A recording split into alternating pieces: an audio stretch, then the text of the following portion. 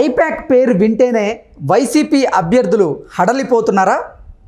I-PAC team వస్తుంది అంటే అమ్మో వీరేం చెబుతారో, వీరేం చేయమంటారో అంటూ వైసీపీ అభ్యర్థులు గజగజ వణికిపోతున్నారా అంటే అవుననే సమాధానం ఇస్తున్నారు కొంతమంది రాజకీయ విశ్లేషకులు.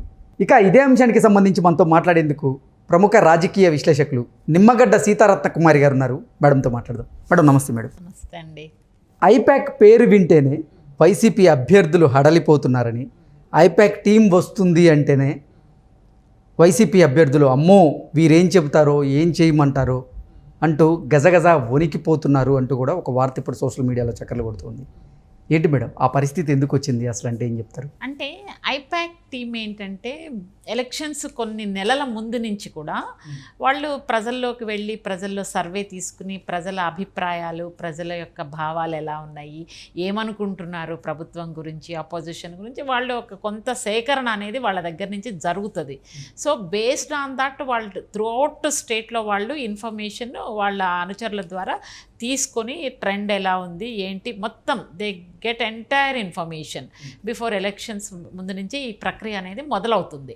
ఈ ప్రాసెస్లో వాళ్ళ ఫీడ్బ్యాక్ అంతా సమ్మరీ కంటెంట్ మొత్తం ప్రభుత్వం ఎవరైతే జగన్మోహన్ రెడ్డి గారు చేస్తున్నారు కాబట్టి ఆయనకి ఇస్తారు. సో ఆయన తీసుకునే నిర్ణయాల్లో వీళ్ళు ఇచ్చేటువంటి సమ్మరీ ఆఫ్ కంటెంట్ ఏదైతే ఉందో డెఫినెట్గా అభ్యర్థుల సెలక్షన్స్లో కూడా ప్రభావితం చూపిస్తుంది. తర్వాత ఇచ్చిన తర్వాత ఎక్కడికక్కడ అభ్యర్థుల్ని అనౌన్స్ చేసిన తర్వాత జనరల్గా ఏంటంటే అనౌన్స్ చేసిన తర్వాత అభ్యర్థులు వాళ్ళ పనిలో వాళ్ళు వెళ్తూ ఉంటారు. వాళ్ళు ప్రాసెస్లో ఏం చేస్తారంటే వాళ్ళు ఒక ప్లాన్ పెట్టుకుంటారు.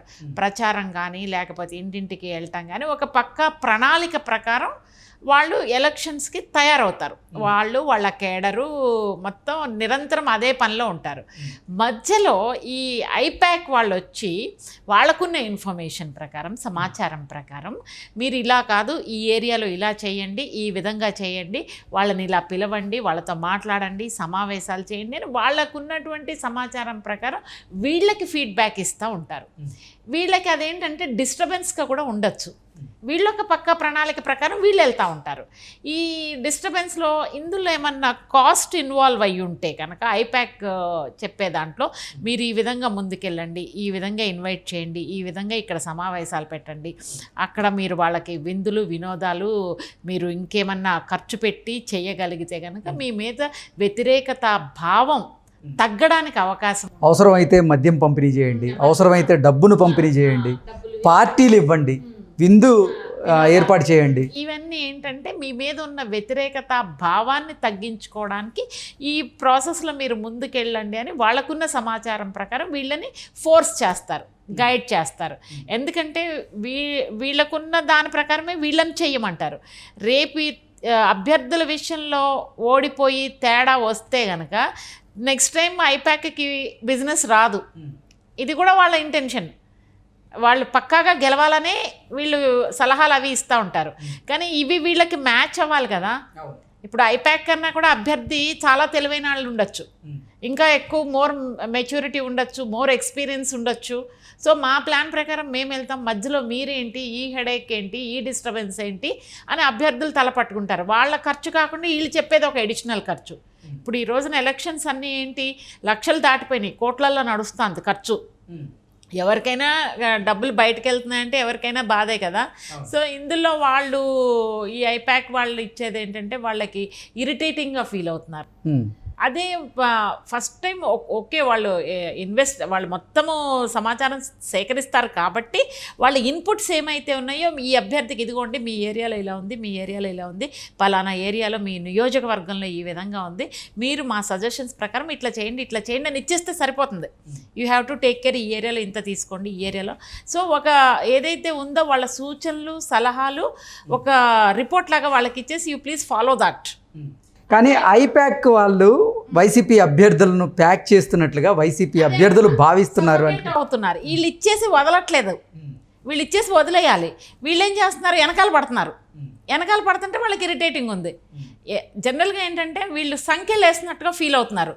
వాళ్ళు ఫ్రీగా వాళ్ళ ప్లానింగ్లో భాగంగా వాళ్ళు వెళ్ళిపోవాలనుకుంటారు. వీళ్ళేమో ఎడిషనల్గా డబ్బులు ఖర్చులు పెట్టించి మీరు అక్కడ ఇది చేయండి ఇక్కడ ఇది చేయండి అంటే వాళ్ళకి ఇబ్బంది పడుతున్నారు, ఇరిటేటింగ్గా అనిపిస్తున్నారు. మోరోవర్ ఏంటంటే ఈ ఐపాక్ వాళ్ళు ఎంతవరకు కరెక్ట్గా ఇస్తుంది, జగన్మోహన్ రెడ్డి గారు నమ్మచ్చు, అభ్యర్థి నమ్మాలని రూల్ ఏం లేదు కదా. ఆయనకుండే ఓన్ ఇన్ఫర్మేషన్ ఆయనకుంటుంది, ఆయనకుండే ఓన్ సర్వే ఆయనకుంటుంది. అంటే సర్వేలన్నీ కూడా అసలు కూటమి అధికారంలోకి రాబోతున్నాయని తేల్చేసినటువంటి నేపథ్యంలో కొంతమంది వైఎస్ఆర్సీపీకి సంబంధించినటువంటి అభ్యర్థులు డబ్బులు ఖర్చు పెట్టుకునేందుకు సుముఖంగా లేరని వారు తప్పించుకునే ప్రయత్నం చేస్తూ ఉంటే ఈ ఐపాక్ టీం మాత్రం వారి వెంటబడి వారిని వేధిస్తోంది అంటూ కూడా ఒక వార్త ఇప్పుడు సోషల్ మీడియాలో చక్కర్లు కొడుతూ ఉంది. ఉండొచ్చు. ఇప్పుడు తెలంగాణలో బీఆర్ఎస్ పార్టీలో పోటీ చేయాలంటే భయపడుతున్నారు, ఎందుకంటే అగమ్య గోచరంగా ఉంది పరిస్థితి. అందుకని వాళ్ళు వెనక్కి వెళ్ళిపోతున్నారు, డబ్బులు తీయాల్సి వస్తుందని. కేసీఆర్ గారు డబ్బులు పెట్టుకుంటానన్నా కూడా అభ్యర్థులు దొరకని పరిస్థితి. అలాగే ఇక్కడ ఆంధ్రప్రదేశ్లో సర్వే రిపోర్ట్స్ అన్నీ కూడా తెలుగుదేశం పార్టీ కూటమికి ఆచరంగా ఉంటుంది అనే టెన్షన్స్ చాలా ఉంటాయి వాళ్ళకి. అందులో వాళ్ళ ప్రభుత్వం మీద ఇంత వ్యతిరేకత ఉన్నప్పుడు నేను ఎందుకు కోట్ల రూపాయలు కుమ్మరించాలి నియోజకవర్గంలో, మనం ఎలాగా ఓడిపోబోతున్నాం అని గ్రహించి కొంతమంది అసలు డబ్బులు బయటికి తీసుకునేందుకు సుముఖంగా లేరని వారి వెంట ఈ ఐపాక్ టీం పడుతుంది అంటే కూడా అంటే ఛాన్సెస్ ఉన్నాయండి. ఇప్పుడు అన్ని రిపోర్ట్స్ ఉంటే వాళ్ళకు కూడా వాళ్ళు చేసుకుంటారు సెల్ఫ్గా సర్వే. ఓకే మనకి గెలుపు అవకాశాలు తక్కువ ఉన్నాయి అని వాళ్ళకి పక్కా ఇన్ఫర్మేషన్ ఉందనుకోండి, ఎంత ప్రయత్నం చేసినా కూడా గెలుపు అసాధ్యము, చాలా దగ్గరకు వచ్చి పోతాము, లేకపోతే కొంచెం ఎక్కువ గ్యాప్తో పోతాము, అంటే పోతాము ఇన్ ద సెన్స్ ఓడిపోతాము అని అనుకున్నప్పుడు వాళ్ళకి డబ్బులు ఖర్చు పెట్టడానికి ముందుకు రారు, డెఫినెట్గా రారు. కానీ అలాంటి వాళ్ళని అంటే వెనకాల నుంచి కొరడా జులిపిస్తారు చూసారా, ముందు బండి నడవకపోతే కొరడా జులిపిస్తే పాపం అది బలవంతంగా నడుస్తుంది.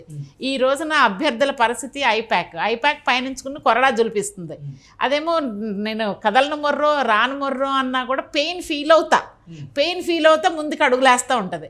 ఇప్పుడు ఆంధ్రప్రదేశ్లో వైఎస్ఆర్సీపీ అభ్యర్థులు ఐపాక్కి మధ్య జరుగుతున్న తంతు అదే. ఎందుకంటే గెలుస్తారంటే ఇంకో రూపాయి ఎక్కువే ఖర్చు పెడతారు. వీళ్ళ సూచనలు కూడా సరేలే ఎలాగో మనం వస్తున్నాం కదా, ఖర్చు పెడదాం, మళ్ళీ సంపాదించుకుందాం, పైన మన జగన్ అన్న ఉన్నాడు, మన అరాచకాలు మన అకృత్యాలు మనం కంటిన్యూ చేసుకుని double amount we can get it. కానీ ఇప్పుడు అవకాశం లేనప్పుడు వై షుడ్ బి అమౌంట్ మనం ఎందుకు తీసుకోవాలి మన పాకెట్లో నుంచి అనే ఆలోచన వాళ్ళలో ఉండడంలో వాళ్ళకి తెలుసు వాళ్ళ రాజకీయ భవిష్యత్తు ఏంటి అనేది. సో అకార్డింగ్లీ వాళ్ళు దే స్పెండ్ దేర్ మనీ. ఇవన్నీ ఒకటైతే ఎలక్షన్ కమిషన్ డేగ కన్ను ప్రతి అభ్యర్థి మీద ఉంటుంది, ఎవరెంత ఖర్చు పెడుతున్నారు ఏంటి అని. వీళ్ళు పెడుతుంటే ఇంక ఐపాక్ వచ్చి మధ్యలో అక్కడ ఖర్చు పెట్టి ఇక్కడ ఖర్చు పెట్టండి, ఎడిషనల్ కాస్టే కదా, ఈసీ దృష్టిలోకి వెళ్తుంది కదా. అసలుకే నేను రూపాయి తీయకూడదని నేను ఫీల్ అవుతూ ఉంటే వీరు వచ్చి మళ్ళీ నన్ను అక్కడ ఖర్చు పెట్టి ఇక్కడ ఖర్చు పెట్టమని సతాయిస్తున్నారు ఏంటి అని ఫీల్ అవుతున్నారు వైసీపీ అభ్యర్థులు అంటూ కూడా వార్తలు. ఇంకొకటి ఏంటంటే వాళ్ళు చెప్పినట్టు వీళ్ళు ఖర్చు పెట్టలేదు అనుకోండి, వీళ్ళు తీసుకెళ్లి రిపోర్ట్ జగన్మోహన్ రెడ్డి గారు ఇస్తారు. ఇదిగో పలానా నియోజకవర్గంలో పలానా అభ్యర్థి ఇంట్రెస్ట్ లేడు డబ్బులు ఖర్చు పెట్టడానికి, డబ్బులు ఖర్చు పెట్టకపోతే అక్కడ సీటు పోతుంది అని చెప్పేసి వీళ్ళు రిపోర్ట్ ఇచ్చేస్తారు. వీళ్ళు రిపోర్ట్ ఇచ్చేస్తే ఏంటి, వీళ్ళు సేఫ్ ఉంటారు. మా తప్పేం లేదు రెడ్డి గారు, మేము ఇన్ఫర్మేషన్ ఇచ్చాం, but that guy is not following, అక్కడ మీరు ఈ మాత్రం ఖర్చు పెట్టకపోతే మీరు గెలవలేరు, ఇది పక్కా ఇన్ఫర్మేషన్ అన్నారు అనుకోండి.